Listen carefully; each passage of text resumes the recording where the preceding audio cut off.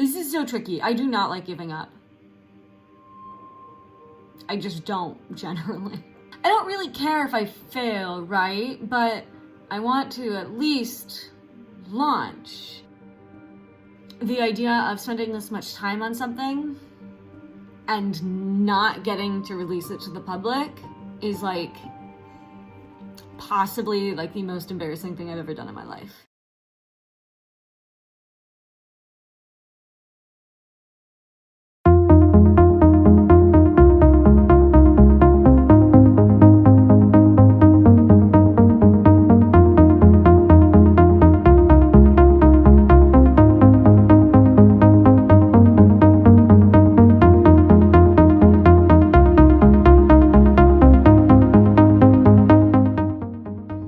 I'm driving. I'm at a stoplight, so I'm gonna film this and then be done. Today was crazy. I interviewed 5 realtors and didn't film any of it. Now I gotta go to trivia for St. Olaf, and then I gotta go to hockey, and then tomorrow I gotta interview more realtors, and then I gotta do so many things. But like, the vibes are very positive. I'm very excited, feeling good. Let's rock and roll, and see how it goes. Farewell, friends. Woo!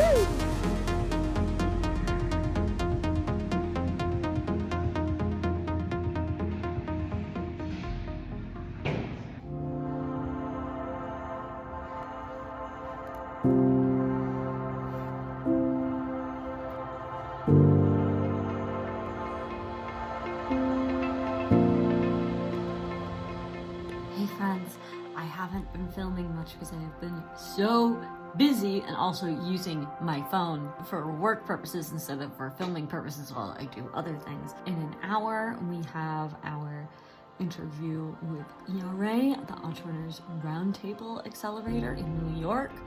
This program is very similar to Techstars, except it's just a one location thing. In my old office at the VC that I used to work at in New York, Loeb NYC, a lot of the founders who had gone through that program and had gotten funding later. So I actually know quite a few people who have been through the program or are like mentors or things like that. Fingers crossed, knock on wood. We'll see how that goes.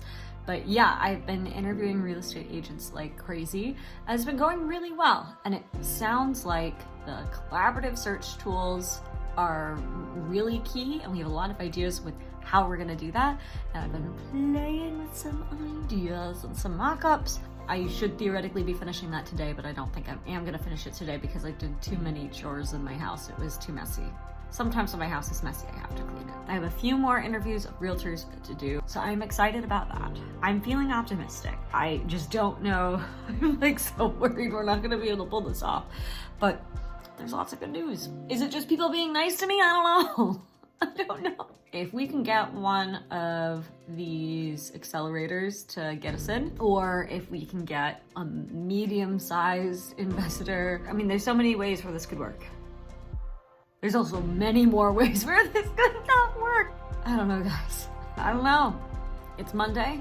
It's Monday, May 1st. And let's go build a startup. Yeah. Things just continue to be confusing and polar opposites. I had a long talk this morning with a real estate founder who was an absolute delight, and I love her and I want to hang out with her all the time. She's too cool. We were talking very seriously about whether or not this industry is ready for a startup like ours, and whether or not we're going to be successful, or whether the returns would be good enough. And, you know, it was very negative, and just the fact that like, it's an old industry that's very stubborn and people don't like to spend money, and maybe my startup isn't the best idea that's really going to like make an impact right now. And then I get off the call and immediately get an email from a startup convention, a startup shenanigans, being like, oh yeah, you're invited to demo your startup and have a table at this conference thing, and you're gonna be pitching on stage and things are gonna be fabulous. And we're currently in the running for 2 different accelerators, and like,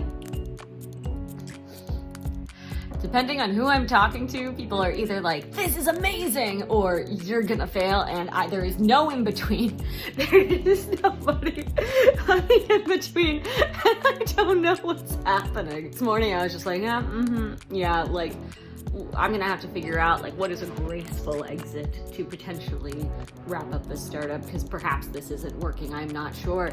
And then suddenly it's like, but you could potentially raise millions. That would solve all of your problems. And it's like, but is it a good idea to raise that much? Are the returns going to be financially worth it? And so the whole thing is pure chaos. So I'm going to go to the office and just do some product design and just pretend the world doesn't exist. Bye!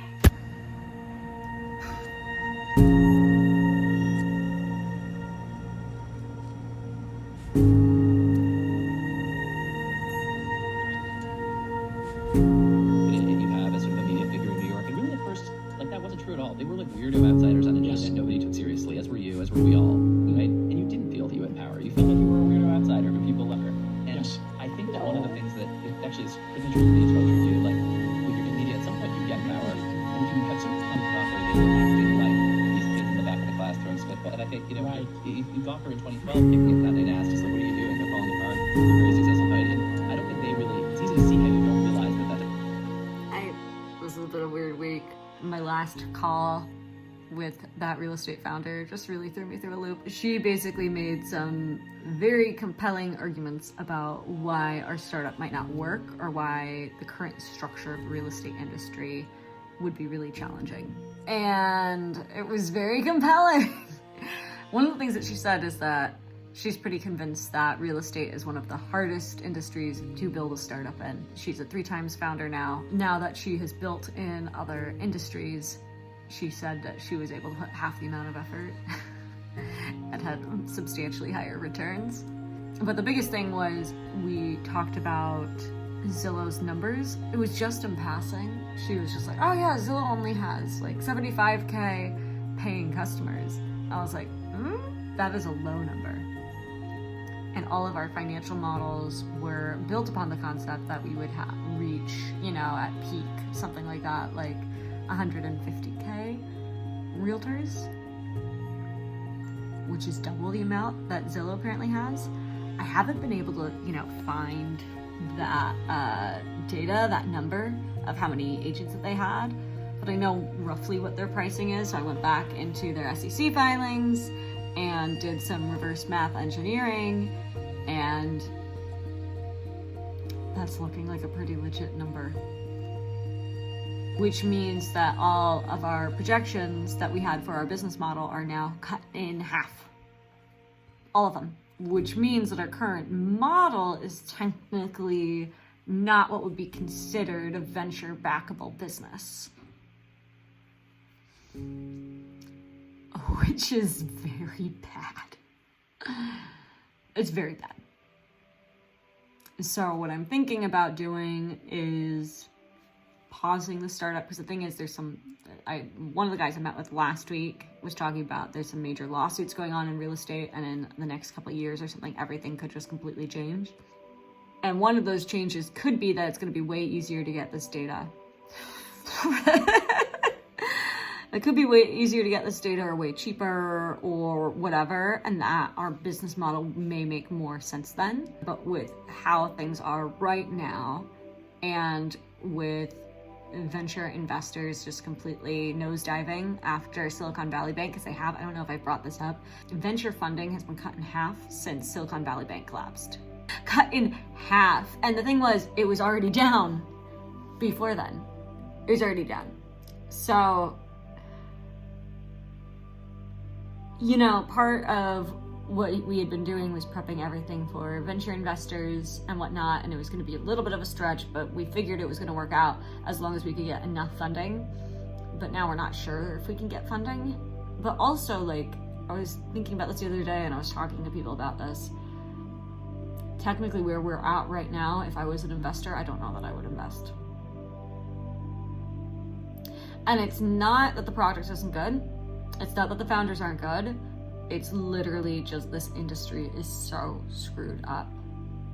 It's so screwed up. it's just really embarrassing. And part of it was there were ways that I kind of got a heads up, but people weren't really good at explaining it. But it wasn't until I went on this call yesterday where it was like, this makes a lot more sense. This makes sense why I didn't talk to that many real estate startup founders. They were all kind of like, about it, but they also all told me with a caveat that they were all super jaded.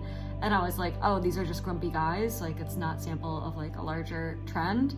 But then we got that news from that startup accelerator where they were like, and I was like, okay, this isn't just two guys. What's going on here? She was telling me stories about how she tried to start something extremely similar and she couldn't launch it and had to basically build an entirely different business because of these companies. And that was kind of like, oh geez. And also she wasn't able to raise nearly as much funding as I've been thinking I could raise. And granted, she started a decade ago, so things have slightly changed, but also ventures nosediving. So it appears that we are getting in trouble with things out of our control. And so I'm almost debating pausing things because the app is almost ready to go, right? So we could spin it up really quickly. So if these major national lawsuits go in our favor, we could just wait, and when that happens, strike right then, right? Which isn't great, but at least we're not continuing to spend money on something that may physically not be able to launch. It's so funny because I feel like I should maybe be sadder, and I guess I'm sad, but like I also feel like a little bit like an idiot, but also it seems pretty obvious that a lot of this is out of my control. And the thing is, it sounds like we could keep going, and we could try to make this happen. But I'm not the best at numbers, but if the numbers aren't adding up, that's not good. Our projections have now been completely cut in half. And one caveat for people who don't know anything about venture investing and you're like, well, that's not that big of a deal. It's still like tens of millions of dollars, like whatever. The issue here is that in order for an investor to want to invest in a business, a venture investor, okay, so startup investor, to want to invest in a business like ours, they want to see the highest returns possible, right? They're not looking for normal businesses. They are looking for abnormally incredible businesses that are going to earn billions of dollars. And so at the top of our projections was like, if we dominate everything, we'll be getting billions a year. If we get like medium, we'll get hundreds of millions. And if we get this tiny amount, we'll make like tens of millions, right? Well, now our biggest numbers just went to tens of millions. Now this could be a math problem. We could change our pricing. We could play with, what our offerings are for realtors and find a way to make this happen. But I'm thinking that it's really hard to get realtors to spend money on things anyways. We might be able to get brokerages, but when I was chatting with them, it took these other real estate startup founders years in order to get those B2B clients to come in. And so that doesn't mean that we can't do it. It just means it's going to take a long time. If those types of sales cycles take as long as they say that they're going to take, then, we're still not going to be able to raise funding. And so we're still not going to be able to launch. So it sounds like this is just really, really ugly. This is just really ugly. This is so tricky. I do not like giving up. I just don't generally. I mean, I guess I quit my career in comedy, but I'm not, I am the type of person who likes to make impossible things possible. But I'm also a realist. And right now, the only thing that really bugs me is that, like, I want to launch.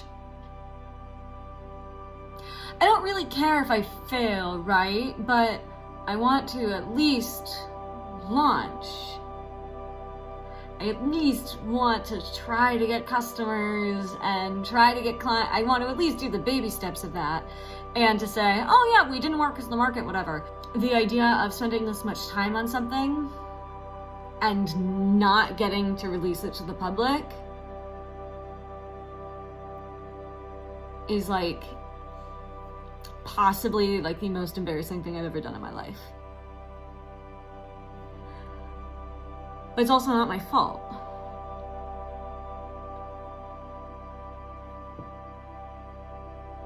Yeah. Hopefully we can still launch.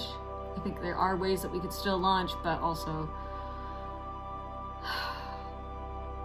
I think it's become pretty clear that this is an industry with problems that we might not be able to get around, and we could force our way in, but I don't know if that's really a smart idea. You know, there's things that you do because it's a good idea, and there's things that you do for your ego. I'm a little bit of an ego person. Sure. But I don't want to be stupid. I feel like we're entering the stupid kid territory. Okay?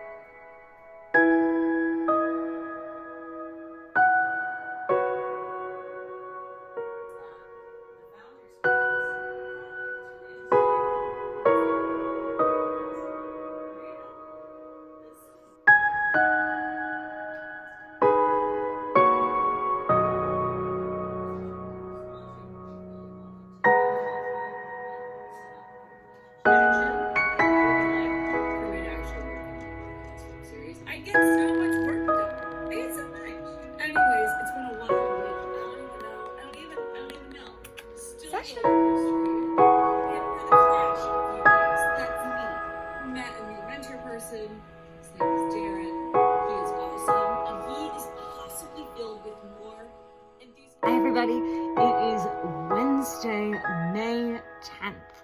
We are 2 days away from our deadline that we had put together a month ago, and I just posted the latest YouTube video just a few minutes ago, and I'm stressing the hell out. That episode ends on like a mixed high note, and so I guess I shouldn't be that worried about it, but if you're in this part of this episode by now, you know why I'm so anxious about posting that video and why I have just been so anxious to post anything for well over a month. So, yeah, here is the latest update. The only big things that you have missed are two things. The first was I got more numbers about real estate startups and real estate startups in this space, and those numbers were also not good, and also do not make a good argument for HomSurfin to exist. So let me talk to you guys through on like what those are. So I ended up asking my main real estate startup founder advisor, hey, I heard that Zillow only has 75,000 paying customers. Is this really how bad it is? And he broke everything down like this. He says, yes, it's true, but typically the only people who use it are top producers who are paying top dollar to get the top leads. And so that's why that customer base is as small as it is that they're paying more than everybody else for theoretically the best product, right? So that makes sense. But then he goes on to say, but if you're thinking about market sizing, I would think about it this way. And this gets into a question that I'm now thinking I should have asked him the very first day that I met him, but I didn't know to ask. So I'm just going to read this off so I don't mess up. There's a very small number of products that sell to more than 10,000 agents at, say, $50 a month, which would make for a 6 million ARR business. Okay, so that's $6 million of annual recurring revenue. As a result, most of these agent tools businesses scale by selling to brokerages, MLSs, or franchises at much lower price points. Brokerage may pay $2 to $5 per agent per month, and then an MLS might pay 25 cents to $1 per member per month for an agent tool it really likes. Wow. He said that his startup was on a march to grow through acquisitions. He ended up creating a database of hundreds of companies in the real estate space to try to get an idea of like what were the companies that he was interested in acquiring, how much they were worth and whatnot. It was super rare to find companies doing more than 5 to 10 million in revenue. And he also said that he believes that there are fewer than 10 doing more than 50 million a year in revenue, which is extremely small, and none of these numbers are particularly impressive when you're thinking about a venture, scalable, backable business, right? And then I also asked him about, you know, what's up with these lawsuits. There's these lawsuits that could result in the entire industry changing. Regarding industry changes due to lawsuits or other generally disruptive trends, I'd put it at 50% odds in the next 3 to 7 years. And I wouldn't have said that 5 years ago. From these numbers, we are not coming even close to what numbers that we projected. So if you look at our pricing model, yeah, so these numbers are not at all, like I've said here for the lowest amount that if we did $50 monthly subscription fees with 10% of realtors, that we would hit 21 million a year. Yet if most real estate startups don't go past 5, that just means that all of my numbers are basically completely imaginary. They just don't make any sense, which is really bad. It's really bad. I can't tell you how bad this is. This is. When you see things like this, it's kind of like a game over situation, right? Now, it doesn't mean that it's game over if you can think of a better business model. It just doesn't mean it's game over if you can figure out an entirely new way to make money or something like that. But there is a real question, and what all of these different real estate founders who I'm talking to are saying is like, is it worth it? And then I also had my interview meeting thing with one of the top real estate founders in my space who's doing things that are somewhat similar to me on some end and somewhat different than me on the other end. And got on the call and he was like, I hear you want to create a collaborative search tool. I'm like, well, yes, with other things. And he goes, yeah, give up while you still can. And I was just like, oh no. And he's like, I'm joking, but I'm kind of not. I wish I had maybe never started this particular startup. And that's the thing, is I'm running into the most successful people in this industry and they regret it. They regret it. But basically for the past few days, I've just been trying to keep calm and just giving myself a break. And by a break, I mean just doing things that aren't HomSurfin. So I've been updating my personal website. I've been updating many resumes. That's not a sign of giving up whatsoever. And mostly I've been trying to figure out, is this something that I really want to do? Or is there something else that I really want to do that I'd rather do? It's really scary right now because I don't really see a good way for moving forward with HomSurfin. So yeah, the other things that have happened, we are no longer in the running for Techstars. Got a note from them that basically said they didn't think we were far enough along, which is very fair. I'm still waiting to hear back from ERA. It'd be a dream come true to get into that accelerator because it's a big deal accelerator, but it's in New York and I love New York. It'd be so cool. It'd be so validating. They emailed and said, please let us know if any major changes have happened to your startup yet. And I'm sitting here being like, well, not quite yet, but we'll decide by Friday. Probably gonna reach out to a few more people this week before our deadline of making a decision. But it's not feeling good over here. So regardless of what decision we make this week, I still need to get a job because it's not responsible for me to be working on this full time with our limited amount of funds, and I don't want to spend investor money on something that's not going to work. In the last video, I think you saw that we got a verbal offer from an investor, which is super exciting. Technically, we got the forms signed and everything, but I'm probably going to be turning that check down because we're not in an investable state. And you know, we're at the point where technically we could still do this. Technically, especially if we got that investment from ERA, we could launch. But,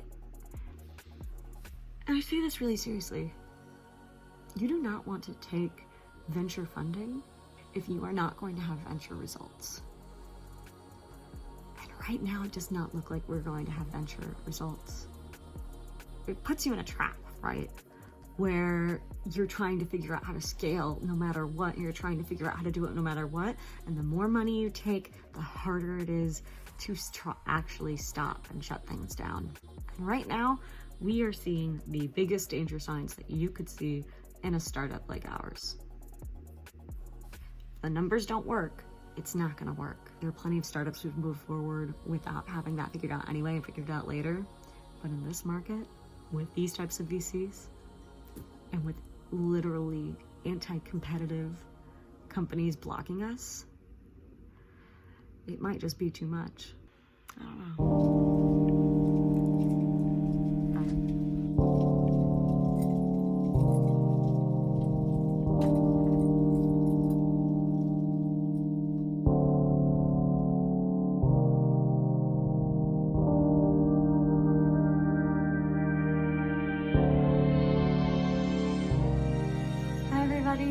It is Thursday, May 18th. Sorry that I haven't been around. My dad has been visiting from South Carolina. He has this birthday tradition. He's always here in town for his birthday. And so we had a big birthday celebration last night for him. And also my Aunt Ellen, his older sister, who just happens to have been born on the same day a few years prior. A bit of a disappointing birthday present for her, my dad was, indeed. Nah, they love each other. Anyways, I was editing this video and realized that I didn't really have a good way to end this. Wrapping up a startup tends to be quiet. And one of the goofiest things about this whole series is most startups kind of just fizzle out and somebody, you know, sneakily gets a job and they just never bring it up again. But with this series, well, I feel obligated, to end it. It's only fair. But I also know that by doing so, I'm gonna get a lot of attention, at least from you guys who've been watching. Even last night, my cousin Megan was at that birthday party, who's been a longtime viewer. Yesterday was a Wednesday, and she said, "Oh, before I left for the party, I was like, wait, I have to check to see if Carolyn has a new YouTube episode. I gotta check so I can like get up to date. Like, I love the show. I can't wait to see what happens next."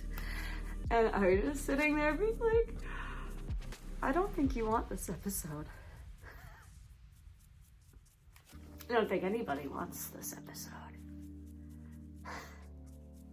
I didn't think I was gonna cry. I don't think I'm gonna cry. We'll see. Yeah, so we are absolutely 100% doing a pause. I think that's clear from everything else that's been leading up to in this video. Like, I gotta get a job. And that also means that this web series is having a pause. Unless you want to see my regular life, but honestly, I feel like that's pretty boring. It's nice when you have a show with like a very clear goal. And it really feels like right now needs to be some sort of a pause or potentially an ending. It's not a confirmed ending, but it kind of feels like an ending, if you know what I mean. But I also don't want this to be incredibly depressing, because the thing is, when you're building anything, and especially if you're building a startup, if something isn't working, you pivot and do something else, right? But that's how it works. That's how it works. And there are times where it makes sense to keep pushing forward and try to force something into existence. And then there are times where the math doesn't add up. And even if you try your hardest or try your best, it's just not necessarily going to work. I think sometimes it makes sense to try to defy the odds. I think other times you gotta stop and think about whether or not this is actually worth it. And when it comes to right now, I don't think it's worth it to... I don't think it's worth it to really continue pursuing this, at least for a bit. At least unless something radically changes within the industry or some opening appears.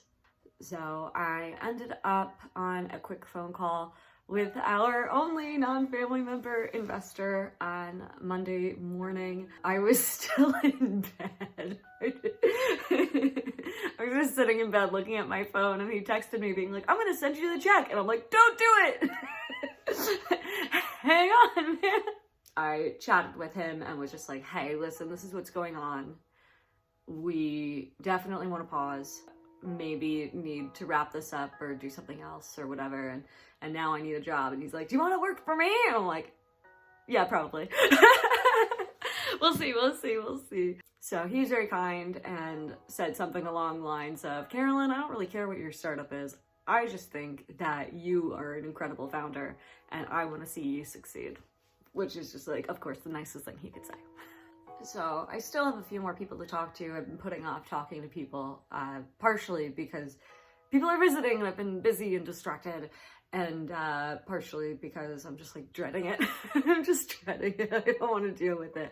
But my dad came to visit and we had a long talk on Tuesday night, just going through all the details. And he kind of knew that things were bad, but he didn't know how bad. I had texted him with questions about numbers when I figured out the Zillow client situation thingamabobber. He knew that night that our business model was having trouble, but he didn't realize that the data issues were as severe as they were. And so we were chatting about it, and we were talking about whether or not it would still be worth it to try to launch in a single market, so that, again, the biggest thing I'm so self-conscious about is the fact that the app never went live, despite working on it full-time for 9 months. Or maybe it was 8 months, whatever. I'm gonna say it's 9, sounds more dramatic. Because the thing is, it doesn't feel real. It doesn't feel real. Or at least to the outside world, it doesn't. And so after going through all that, he was like, well, I'm really proud of you for trying. Can I even film this without crying? I don't know. He was just like, I'm really proud. Ugh. I didn't think I would cry. I've been able to have these conversations with lots of other people without tearing up. Except for my therapist. I immediately started crying then because she was very upset. She was like, no, I want this app. And I'm like, I know. We all do. And so he said, I'm really proud of you for trying. And for, not living your life with regrets of what if, and then wondering for the rest of your life what it would have been like if you had done it. So it was nice to hear that. I agree with my dad that, I'm glad that I tried. I kind of wished I had figured it out sooner, that maybe I shouldn't have spent so much time on this, and there were some signs, but we didn't have all the details. We didn't have all the numbers. And also, we did our best to force it into existence. And while technically we could still keep going, even if we disrupt everything and whatever, financially it might not be worth it. And not that you should do everything based off of the numbers, but it's a lot of effort to put in for something to not be a game changer. And I don't want to do something if it's dumb. I've said that a million times, that I don't want to do something if it's dumb. And I'm afraid that that's where we're at. We found out it's dumb. And it's not that the customers don't want it. It's not that realtors don't want it. It's just these weird structures that we didn't know about. We didn't know that real estate data companies were extremely anti-competitive and that would be an issue.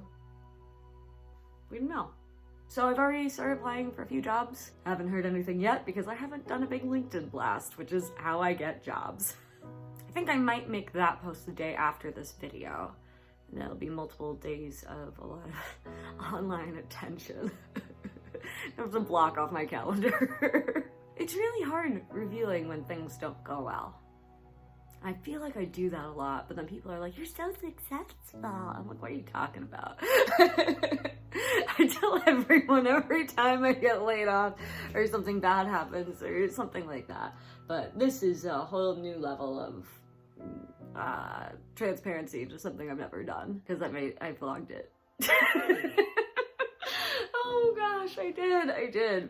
Already I'm being recruited to build another startup, and I'm like, guys, I'm just really tired. I'm really tired. I think for now I want a break.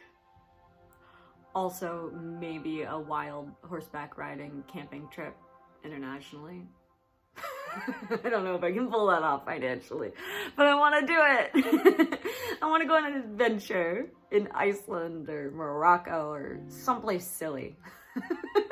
I don't feel incredibly sad. I think it's because I have taken a lot of risks in my career, right? Like, I was a freaking comedian in New York City. Who does that? Who even does that? That's a lie. It's like everybody in New York. Like, everyone in New York thinks they can be a comedian, and then they all go to classes and they're like, I'm a comedian. And like, is that what I did? Yes, absolutely. But was I a real comedian? Yeah, I was more legit than all of those people. So here's a question. Was it worth it, and would I do it again? Well, I would definitely do things differently. I think the biggest mistake that we made was we talked to a lot of people on the ground level, but we didn't talk to people higher up. And that was a big mistake, because we only knew, you know, a portion of how the market worked versus how the entire market comes together, right? So that's definitely the biggest thing that I would do differently. But that being said, was it worth it? I think so. You know, Dave keeps talking about how I have grown in a ton of different ways, and that when I started working on this project, he was kind of like, oh boy, here's another project of Carolyn's. This is going to be the same. Like, I had a different startup idea years ago where I barely got anywhere. I spent 2 years on that, and we did everything for that startup for HomSurfin in like 3 weeks. So that being said, that means if I do work on anything in the future, maybe everything that we did in this 1.5 year spread will just take, I don't know, 2 months. That'd be crazy. But yeah, was it worth it? Absolutely. Oh, I don't want to end this. I've been filming for 27 minutes, and I don't want to end this conversation. Thank you for watching. If you've enjoyed this series or just watched this episode, I'd love to hear your thoughts below in the comments. And when it comes to taking big risks, go for it. You never know what's gonna happen.